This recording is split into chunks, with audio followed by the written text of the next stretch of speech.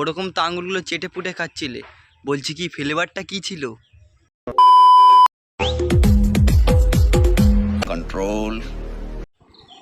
ভালোবাসা হলে তো এরকমই হওয়া উচিত, পেট বার করে চুষাচুষি করছে। না মানে আমি আঙ্গুলের কথা বলেছি।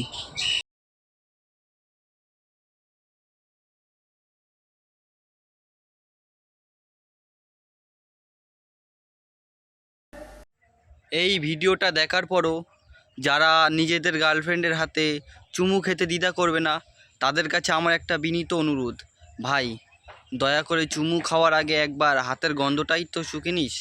কি আছে?